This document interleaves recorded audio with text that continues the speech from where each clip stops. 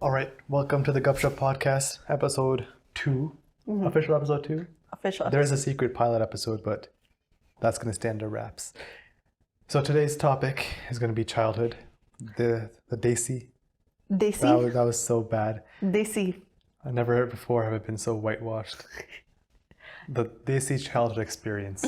I have a name for today's segment. What is it? It's called Bachpan se bach ke. Translated to Escape, not escaping. Beware. Beware of childhood? Beware of childhood. Yeah. Yeah. Rena. You have to say Rena at the end. Bach ke Rena. No, that's not fun. It has to be an alliteration. Okay, so Bachpan se bach ke. And then the Rena is implied. You think of the song, I think. No, the Bach ke Rena, that's the expression to say beware of Isn't something. there a song Bach ke hi rehna? Is there? Yeah.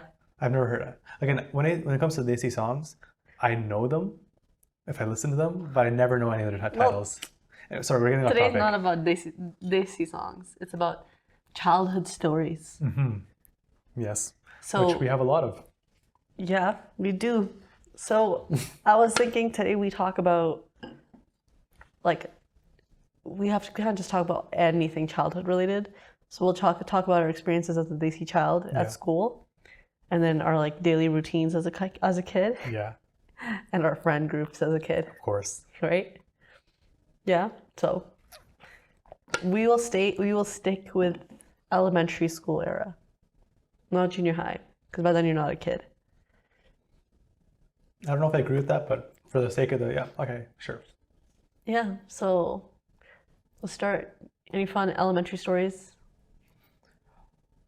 Well, there was a time I showed up without pants in elementary. I don't know what grade this was in.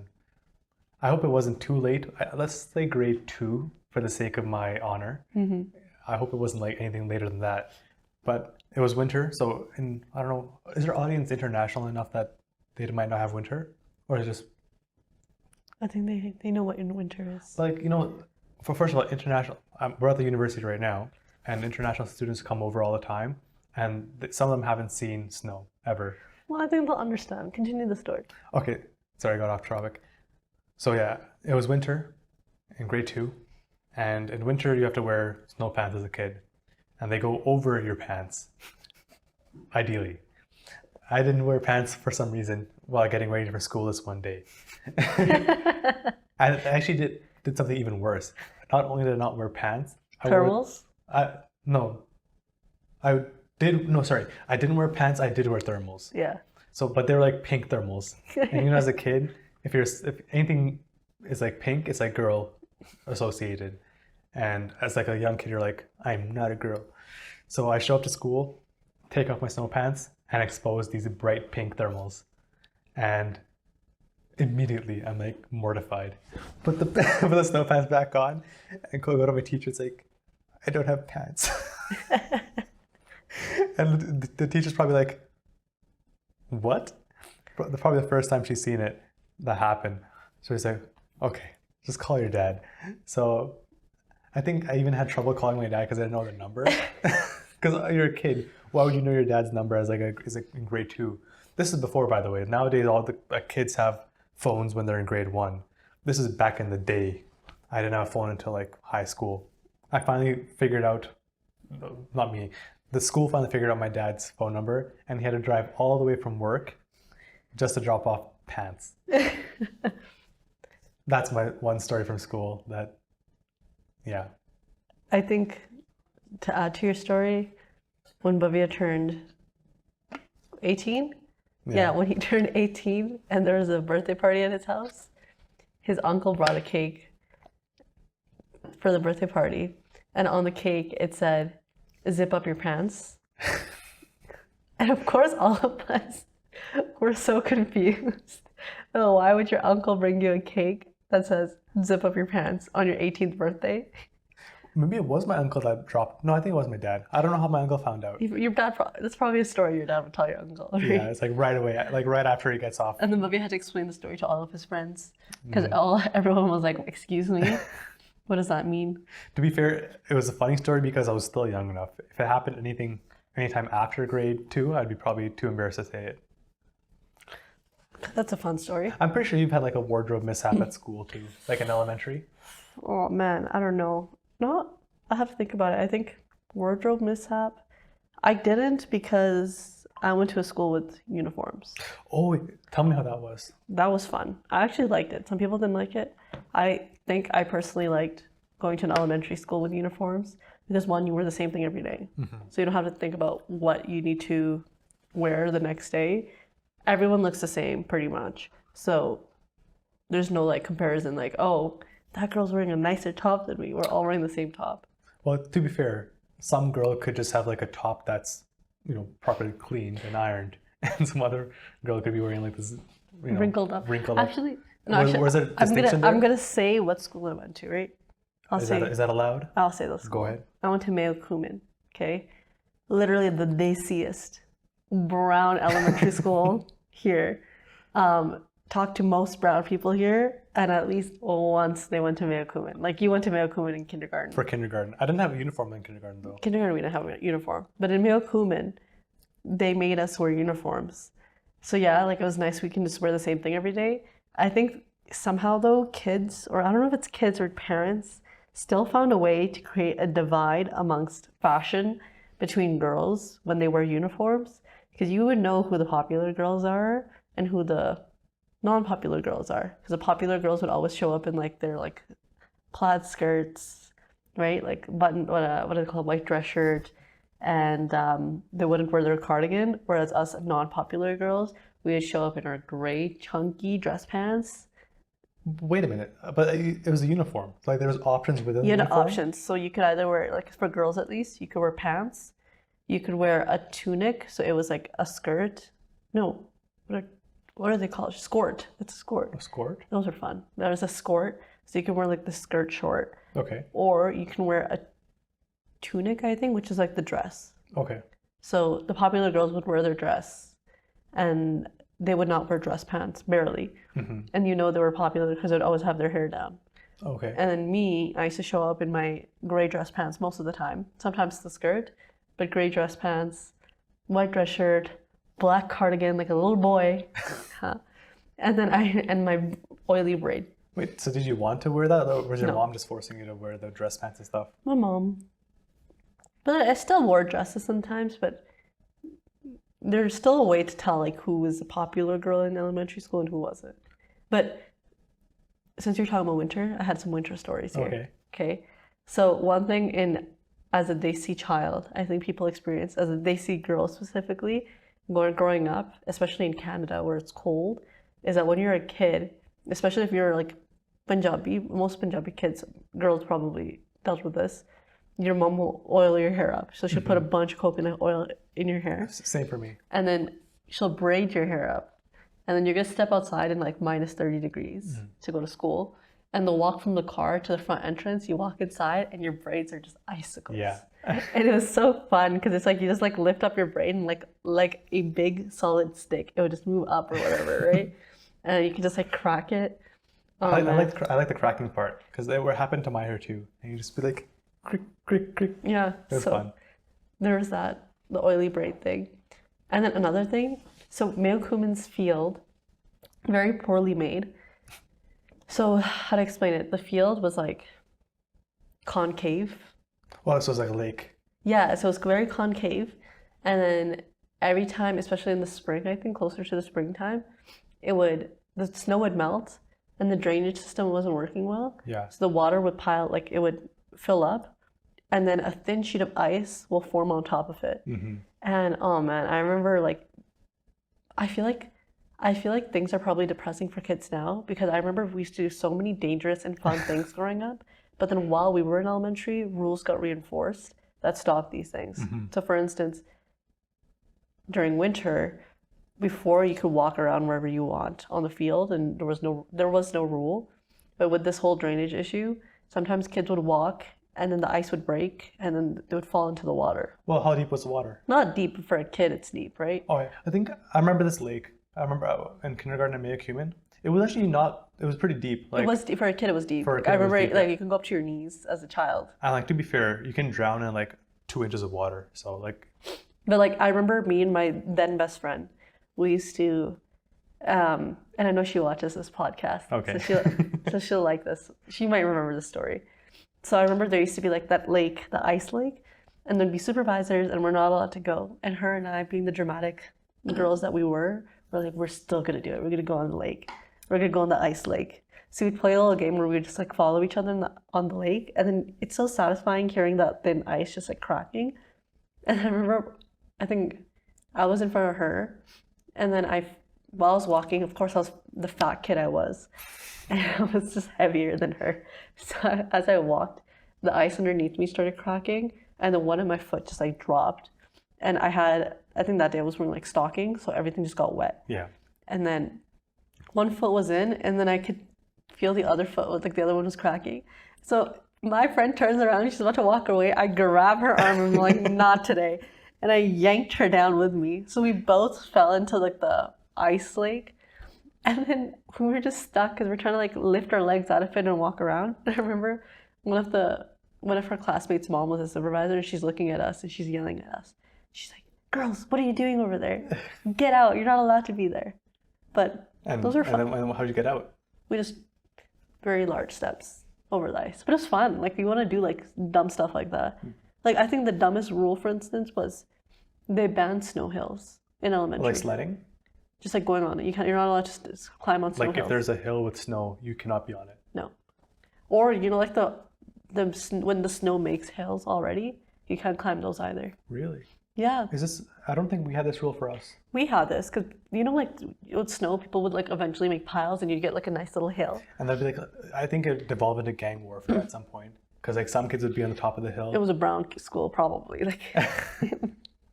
No, this is at my school. Yeah. Like if there's a hill, they'd be like king of the hill kind of mentality.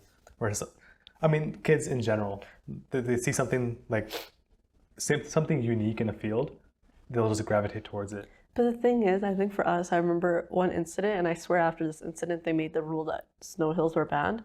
And I think I was there when this happened. I don't know why, but there was a snow hill, and there were staples around it. So this one kid... Like when you say staples, like the small staples? Okay. I remember I was at recess, and this kid climbed the hill, and I swear they were barefoot, which also doesn't make sense. There's lots of going wrong. Right? Yeah. So then the staple went in their foot. It was a staple. And then they had to go to the office and get it removed. I don't know, probably disinfected. Staple remover. And then I remember after that, we had an announcement that snow hills were banned in Mayokumin to go on. I don't like that mentality, to be honest. It makes sense from the school's perspective. They're like, something happened, that's a liability there. Ban the whole thing. We don't want to deal with it. But a bit more care should be taken into, like, first of all, how did the staples get there? Why was this kid walking barefoot? Yeah. Like, there's so many other questions. It's not the hill's fault. The hill is going to be there no matter what. You can't just, it turns out you can just ban the entire hill, but I don't agree with that. Were there any other games that were banned when you were in elementary that you remember? I think Beyblade got banned at one point. Beyblade? Because people got way too into it. Like, into it in the sense that where the kids were crying if they lost. Did your school have a very big, like, Desi population? I think you were in a more mixed school. Well, quite sizable Desi population. Like, our school, it was very diverse. Like, I think we did like a survey at one point, and like only like 10% were white. Mm-hmm. Like most were other than white, and from the other than white, I think like maybe like half, 1/3 were Desi. I keep saying Desi in like a weird white accent. That's another thing I want to talk about, by the way. It's like when you're talking, I think it's called code switching. When you're talking in like English, and then you say a Desi word, sometimes you say the Desi word in a white accent. Mm-hmm. It takes a conscious effort for me to switch my accent. Because trust me, it's happened before. I'll be speaking like with my parents. If I'm talking in English, I'll start saying English words in a Desi accent. I can code switch really well. That's a skill. But anyways, getting back to what we're talking about. Any games that were banned? So yeah, Beyblade. I think I got banned at one point because I was getting too into it.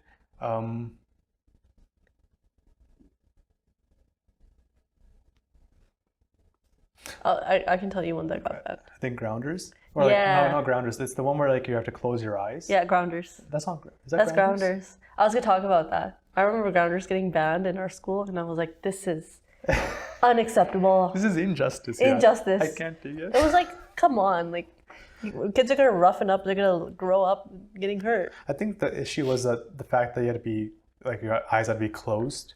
No, it was broken. No, broken dishes is a thing you said when somebody's eyes were open. Like the game was if you're on school equipment. If you're on equipment, you have to close your eyes. But if you're on the ground, you can open your eyes. Yeah. But Grounders was so elite in Myokumin. It was such a good game.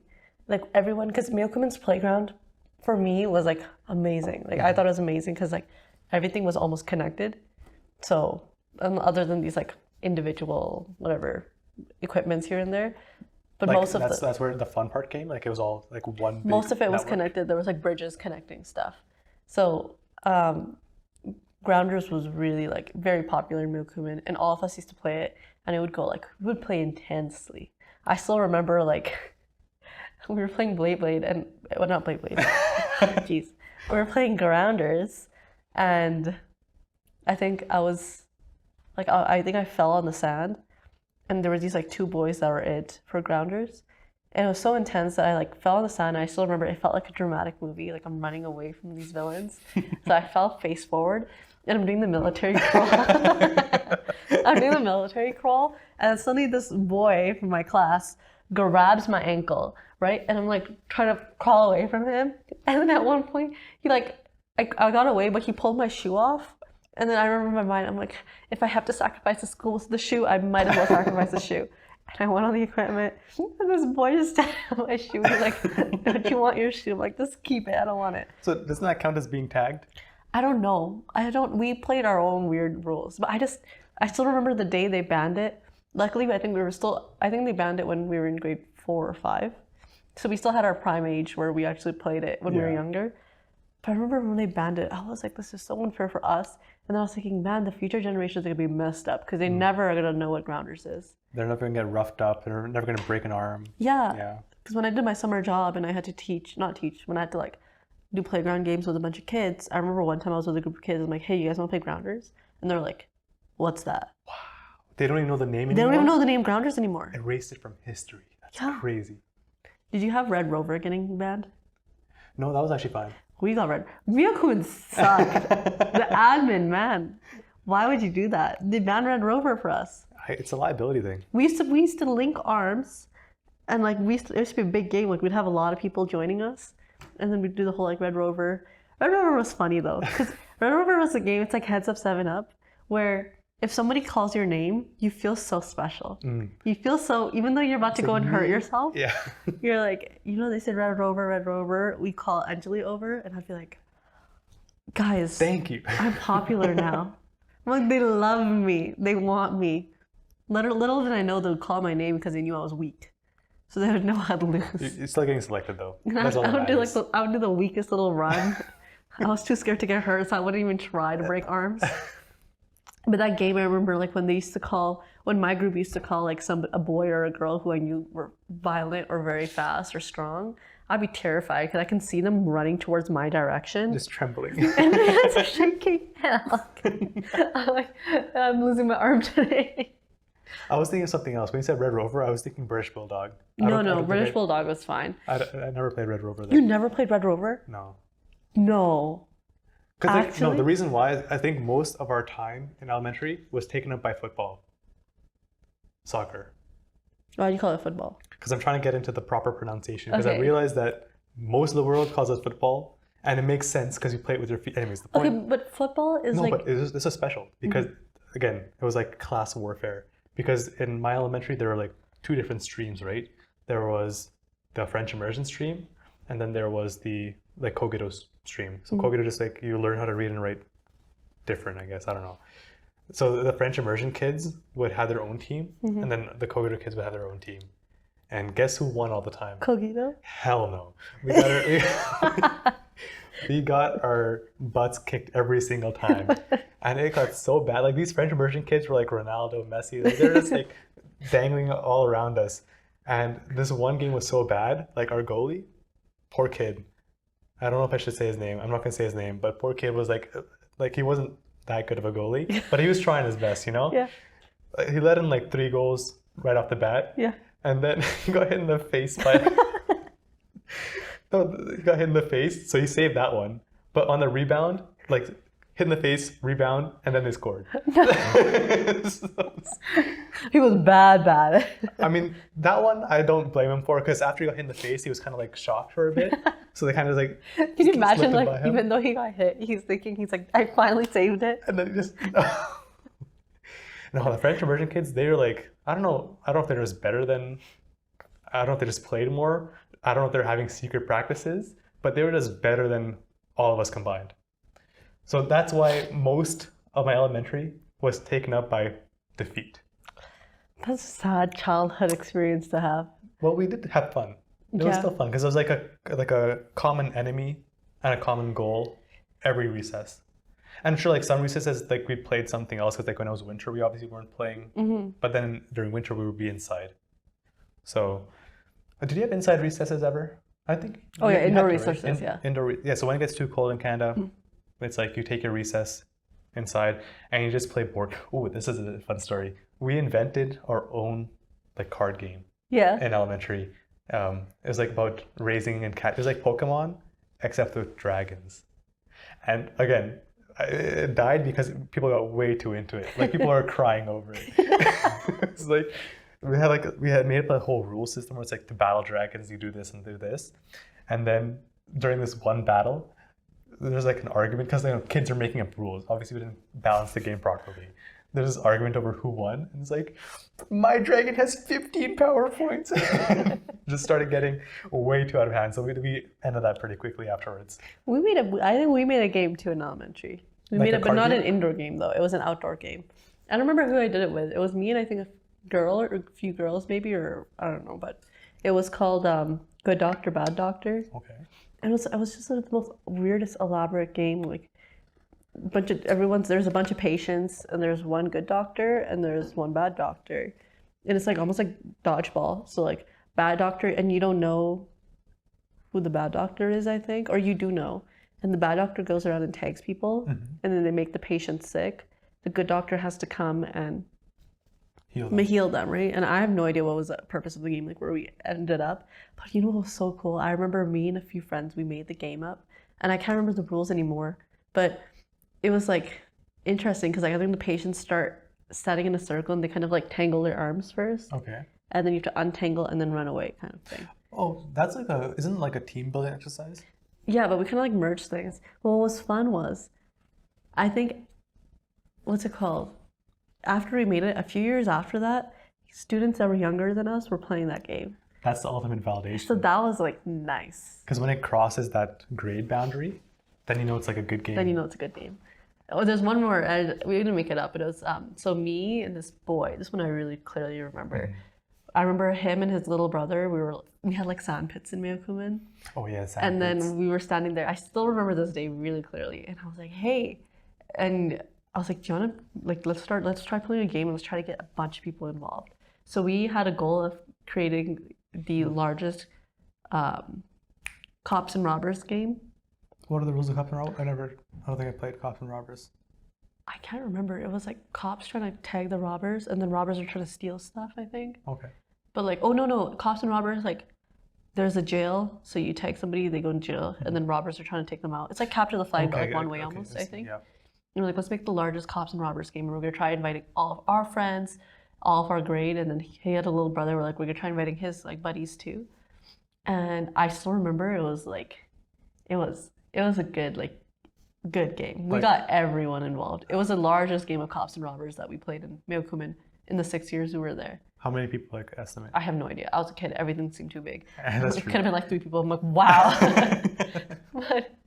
Okay, but I'm gonna change the topic a little bit. Okay. Still games, but this is based on a reel I saw the other day, and I felt so betrayed because I realized I'm like, have I just been screwed over through my elementary experience by this one game? Heads Up, 7 Up. Yeah, we only played that like during indoor recesses. Yeah, like our teachers used to make us play that. Yeah. Heads Up, 7 Up. So pretty much, like you put your head down, you have a thumb up, and then a few people will be up going around, and then they'll touch your thumb, and you tuck it in, and then once everyone opens your eyes, you have to guess who touched your thumb. And again, it was like the type of game like Red Rover, where if you get chosen, you feel very like very special. Oh, wow, like yeah. They chose me, so. There were always those kids that always got the guess right. And I'd be so confused. I'm like, how are they getting it? Then I watched a reel, and it was a reel about heads of 7-Up, and they're like, were you one of those cheater kids that when you used to put your head down on your desk, your eyes were open and you just memorized the shoes of the person who put your thumb down? And I was like, no way. I'm like, you're telling me that this whole time I could have done that to win. And people in my class that were winning, that's probably what they did to cheat. Yo. I never knew. I'm like, that's next level like strategy. I mean, it still is cheating. It's still cheating, but it's a strategy. If you don't get caught, I guess it's like, it's part of the game now. Because how are the teachers going to verify if you're looking at the ground? Exactly. I was so annoyed. I don't think we had like anybody like that was that good. Either they were like good enough to know not to get it right every single time. But like, how do you even check? Like, because you're standing at the very front. Like, are you just going to go like this and be like, I think it's this person. Yeah, no, I never liked 7-Up because it always felt pointless to me. I was like, okay, I love that game. I got it right. Now what? No, that was a fun game. With 7-Up, the funniest part was like when people will like obviously do something weird with their thumb, like they grab it, like they wiggle it around. Wiggle it around. They just try to be unique, and then you'd be like, which person is bold enough to be this unique, and then it'd be wrong. Oh, heads up 7-Up was your opportunity to go and finally touch your crush's thumb. That's what people used to do, especially girls in elementary. They would go and purposely choose their crush. Okay, well, I guess I never got crushed on because my thumb was untouched. Untouched. Poor child. Sad. Oh my God. Okay, well, talent shows, concerts. You had them, right? Yeah, talent show. Okay, I already have a story for this one. Again, I can't. When it comes to elementary, I just remember elementary as like a block. I remember grade 4 pretty well, and then grade 6 pretty well. Everything else is kind of a blur. But I auditioned for one talent show as like a magician. Oh, you know the story. No, I don't. Okay, well, I auditioned for as a magician. So you had audition and then you get selected. Yeah. So I went to the audition. Obviously, the magic trick I didn't work at all. Like it was I had like a magnet and some iron filings. I was like, look, it's attractive. Science? I don't know what I was doing. I was like, it works. It's attracted to the magnet. Wow. And then the judges were like, obviously, like this kid's not getting through, but they're trying to be nice. They're like, bring your stuff with you, and we'll call you up during the talent show, like when it's your turn. So I had my entire setup, like it was in a Ziploc baggie. I had my entire setup with me, sitting in like people are on the stage doing the talent, and I was like in the audience with my baggie. No. Waited the entire talent show, didn't get called up, and then I was just like, oh, I guess they just forgot. Oh no. That's so sad. I know. I even asked my teacher, it's like, I have my baggie. It's like, when do I go up? And she's like, she had probably had no idea what was happening. She was like, just wait and they'll call you if something, whatever. She just like does what she would probably just make sense for her. And I'm just sitting there, sad. Well, that's so depressing. Anxious first. I was like, oh, I hope I don't mess this up. And then just never get called. So yeah, in my defense, I think they should have just told me straight up. It's like, you're not in the show. Don't bring your stuff with you. That's depressing. I know. For my talent show, so there was me and this girl. I think I tried every year and I never got accepted. Very depressing. Yeah. But I think it's because I put barely any effort into it. Right? I was just like, whatever. Just something like that. And then, what's it called? So me and this girl for the talent show, we were like, the audition was, let's say on a Monday after lunch, and it was our lunch recess, and her and I were like, yo, let's audition. Like literally like an hour before the audition. Right. So I had my iPod that time, and I'm like, what should we do? And she's like, let's do a singing and dancing act. So I'm like, what song? And we're like, Hannah Montana. Hannah Montana had a song that was like Pop It, Lock It, Polka Dot It. What was it called? I don't know, country style. I don't know any of the songs, but I'll just so it was so cringe because like we had like the the classrooms outside. What are they called? Classrooms outside? Yeah, portables. Like the sea cans? I don't know. We called them portables, I think. I can't remember what we called I them. don't think we had them, but okay. Like there's like classrooms that are not even in the school. They're just like in their own little shed outside. Oh, we didn't have that. So I remember we were like behind them, and during recess, we're just like listening to the song, memorizing the lyrics, and thinking of a little dance. And it was kind of cute. Like we're just like You were just doing like TikTok before TikTok, pretty much. we weren't filming. Oh, like just for audition's sake. Okay. Yeah, we were just practicing. It was an iPod. Right. Right. So we're like, sliding and we're making a whole choreography on the spot. And then we show up to the audition and we're like, Mrs. McKinnon, we're ready to audition. And man, sometimes I think like that poor woman, she probably sat through so many nonsense auditions from kids. I remember other people went to audition and they were like amazing. Somebody was singing like opera style singing, right? People were playing instruments. And me and the girl go on stage, not even on stage, in the band music room. Yeah. And then we're like, can you play the song Hannah Montana? And then she plays it. And it was just really bad. So like the song's playing in the background anyways? Mm-hmm. They're just like singing along with it? Mm-hmm. I think so. And then we just did very poorly. And we were so like gassed up about it and confident. Her and I, we left and we're like, we're totally going to do it. We're totally going to be in the talent show. We never got selected. And the worst thing is, I don't even remember if they told us if we get selected or not. They just silently, you just assume. Like how do people that got selected know? Was there like a list that got posted? Yeah, I know. I think they get like sent a letter. A letter? Whoa. Yeah, I think it was fancy. Very fancy. It was like a ego crushing moment, talent shows. I think it's good though. I think you have to get your ego crushed at some point. Yeah. But concerts, man, and plays, like those Christmas concerts, those were the best times. Those were definitely the best times. Preparation. You're literally, elementary schools make little children in charge of an entire set design pretty much. Because the kids are the ones designing everything. They're making all the decorations. They have to sing. They have to act, right? So we did. The only 2 Christmas concerts I remember is Polar Express So you and actually, Surfing Santa. so like you actually had to like replicate the movie pretty much? Polar Express, yeah, we kind of did. We sang songs. I wasn't clearly talented enough because they gave me the role of the boy's mother. So Doesn't she not show up at all? Yeah, I was like, isn't the whole point that he's away from his parents? no. So I only had one scene at the very end, and I had one line. Oh. And it was something like, when at the end, like he shakes the bell and he can hear the bell, like the Christmas bell. He shakes it, but parents can't hear it, but the kid can hear it. Yeah. So I was like me and the boy playing the dad. We show up on the stage, and I remember even in preparation for this, like Mrs. McKinnon was like, Anjali, you're gonna need a robe. And I was like a sleeping robe. And I'm like, okay. And I was feeling embarrassed, even though I was in grade 4, so I shouldn't be embarrassed. I'm a child. But the only sleeping robe I had was this like bright blue sleeping robe with a huge monkey on the corner. So I was really embarrassed by it because like I think the boy who came, he brought like a proper, like just like a regular robe. Yeah. And Unbranded. And mine has like a monkey, like a princess monkey on it, right? Like monkey a dressed up like a monkey with a tiara and like a wand. And I remember I came on stage and I literally come on like this. I have this here and then I'm like covering it up on purpose. I'm walking on like this.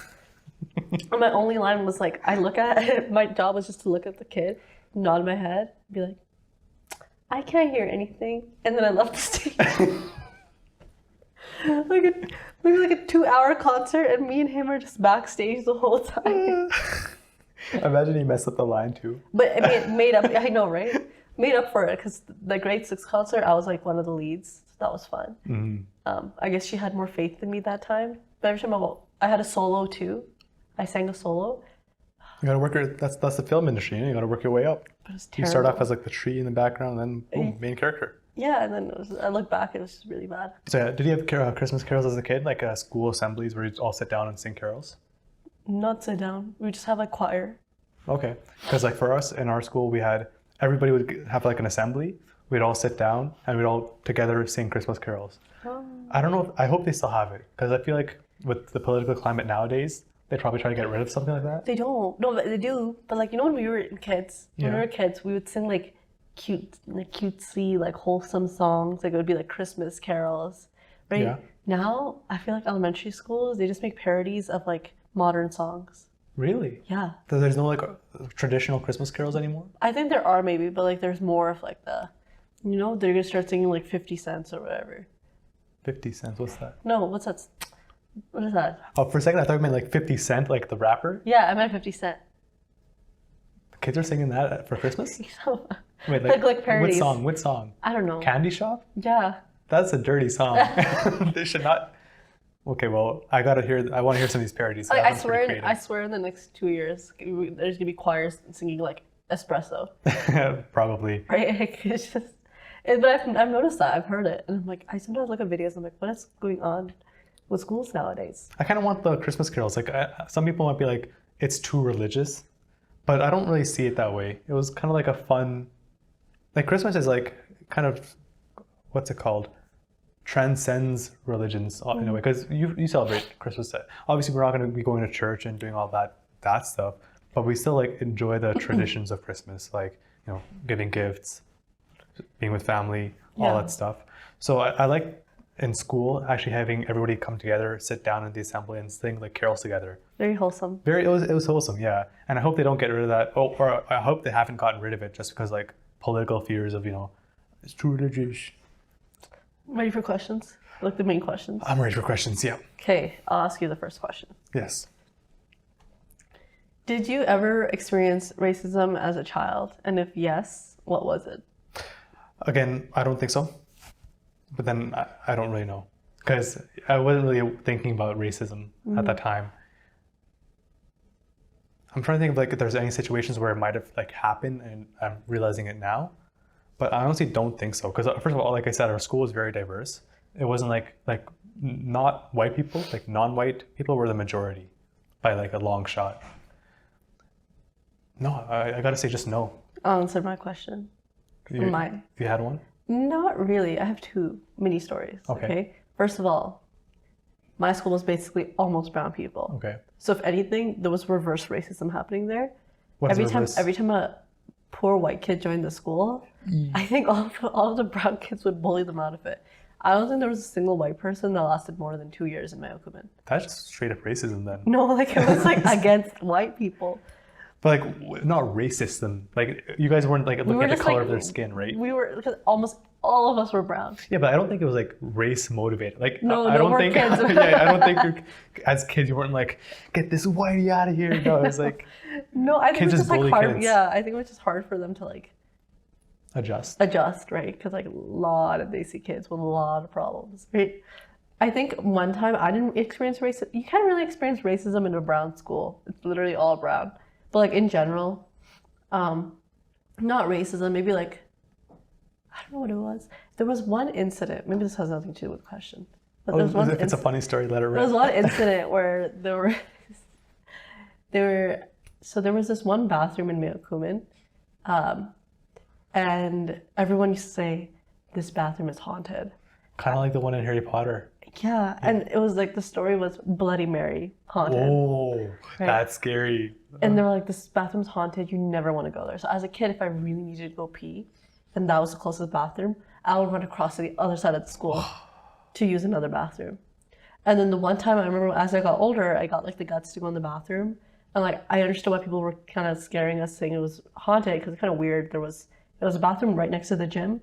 And there was like, in the corner, there was like showers in an elementary school, which was so weird to me. But there were showers, and it was like a little storage area. There was like random like mattresses and stuff everywhere. Like gym equipment. Okay. Not gym equipment, but there was something. I can't remember what it was, but there were just things stacked up in a corner. And then if you go past those things, there's a little corner that has a shower, and then regular bathroom, right? Okay. And then I know when I used to go there, like girls used to be like, it's haunted. Like if you say Bloody Mary 3 times, she's gonna come. There are actually stories that somebody really saw Bloody Mary there. I hate kids that do that. I hate kids that make stuff like that up. But in that bathroom, I think it was that bathroom. One time there was an incident where some dumb kid, some girl or guy, who knows, because it could have been after somebody snuck in, like wrote, I don't even know what they wrote. They like wrote something stupid or inappropriate on the bathroom doors, like inside the bathroom. And the school was like, we're going to have to call the cops to investigate this. On kids? On kids.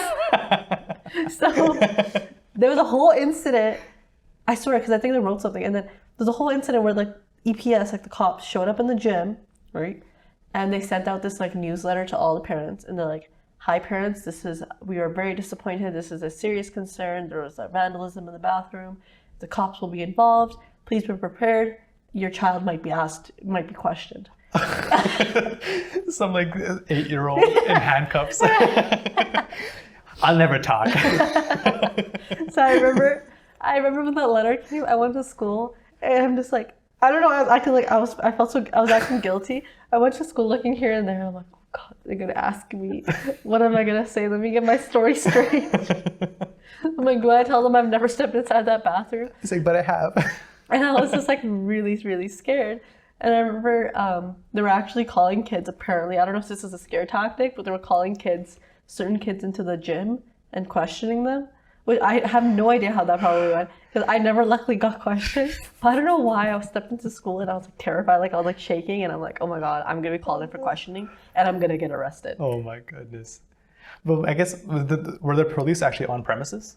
I think so. You think? But Okay. I don't remember. I was a child, so everything's all It could be like wishy-washy. elevated. It could be like just hyped up in But your I head. swear, and if anybody from Milkwood watches this video, We need answers. They confirm that story. I swear this happened. I need answers right now because, first of all, it could be like the police could be, if it is just a kid doing it, that's fine. But the police might have been involved because they might think somebody else broke in, or like somebody else was in the school that shouldn't be in, and they're the ones that wrote the inappropriate stuff. Honestly, it was probably kids. Like, let's be real. No, like it probably was kids, but it was grade 5, grade 6. Everyone's going through their hormonal changes. They're doing all this dumb stuff. Yeah, but like it depends on like what was written, because maybe the school is like, no kid is going to be writing. Like, did you see what was written? No. Right, so it could have been like something like super bad, and they're like, I don't think kids have the capacity to write this. Somebody else might be in the school right now, and that's why they had to do an investigation on it. Because why else would they call the cops on like? So this is not like racism, but like low key, like come on, it's more like ageism. Like, why are you targeting kids? Wait, who's targeting kids? The school? The police. The police? I don't think that counts as ageism. The police are probably having a fun time with it. I wish I kind of saw how they question children. They have like a candy, or like good cop, bad cop. They're like, I'm imagining like the whole gym dark, one spotlight in the center, and a chair. And like some like kid with like a you know those propeller hats, yeah. just waddling in.